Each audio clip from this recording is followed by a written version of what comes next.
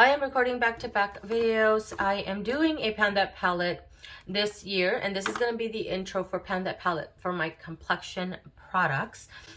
I just recorded the one for the eyeshadow look, so if it's already up, I'll make sure to link it up in the cards. As I mentioned in that video, I haven't done a Pan That palette in a really long time. It's been years, maybe 3-4 years or so, but I've been meaning to get back into it in the last year because I do enjoy seeing the progress as the months go on and just kind of wearing down the makeup products. I am going to be putting in a couple of items here. I have bronzer, highlight. I have another highlight that I'm incorporating, and then a couple of shadows that I'm going to be swapping out seasonally.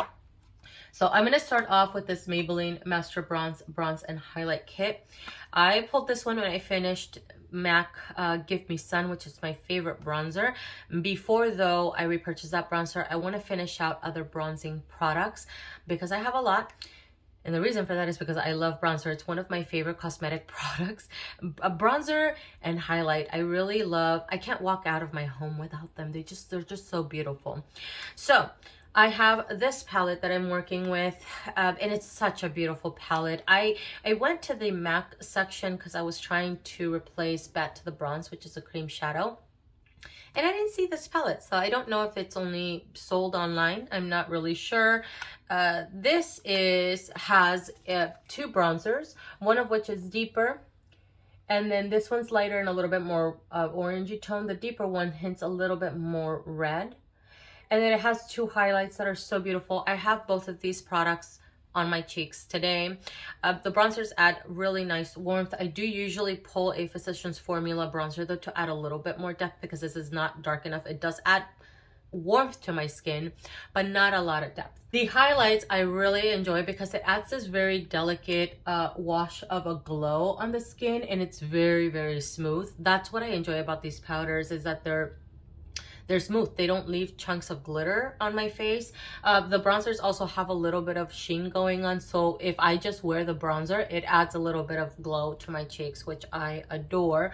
So the highlights, there's two of them. One that leans just a little bit more, almost slightly bit more bronzy, and then the other one leans a little bit more champagne-y, and they're so beautiful. Very finely milled powders, which I enjoy. And then oftentimes what I'll do is once I apply them to my cheekbones, I'll slap them on my forehead and my chin. I actually have them on my skin today, and you can't see any chunks of glitter. That's what I love about these products. Because though these give me more of a delicate type of glow, whenever I want a little bit more, I will pull in Physicians Formula highlight. I don't know the name of this anymore because I depotted it a long time ago. It has been in a project previously, and it's still going strong. So whenever I want just a little bit more glow and a little bit more of that bronzy look, as you can see, I'll pull this one, and it has a really good pan going. I expect this to be done this year. It's just so pretty. I also have it on my cheeks here, but more targeted in this particular area. Seasonally though, I do want to pull in some blushes. So right now in the winter, these are the two that I'm pulling. One that if you watched my panning videos previously, you may recognize.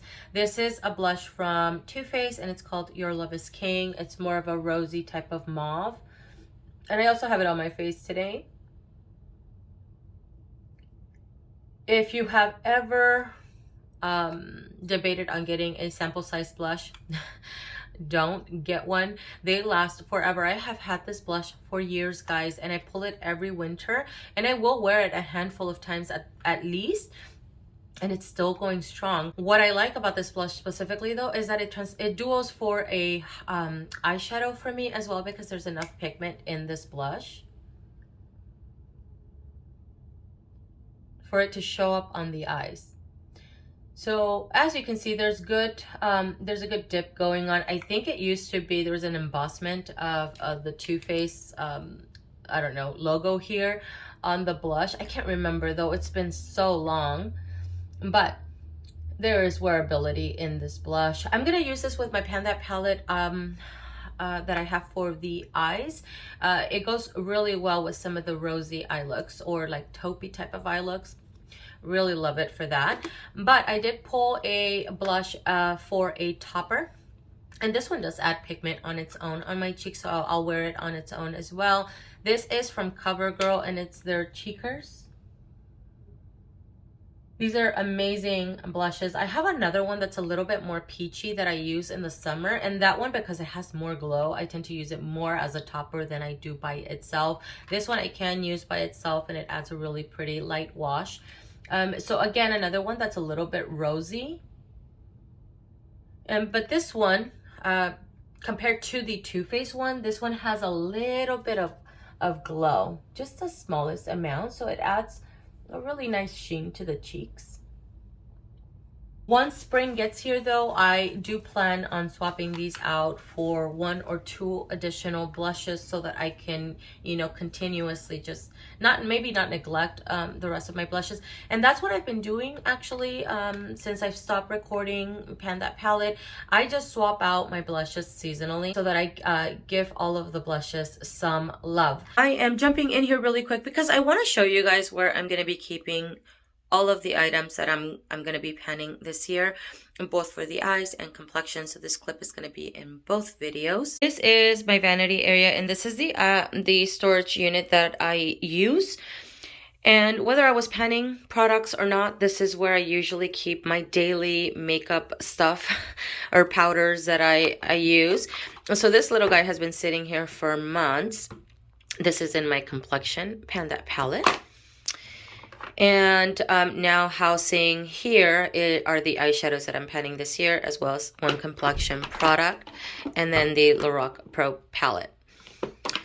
It just makes it for easy access during the week, so I don't have to be digging through bags or drawers, and then I could just reach for those easily. And then the one shadow that's not in a palette is sitting in this drawer, which is the Infallible shadow in Liquid Diamond. That is everything for this video, guys. Thank you so much for watching. If you guys are joining in Pan That Palette, I do wish you the best of luck.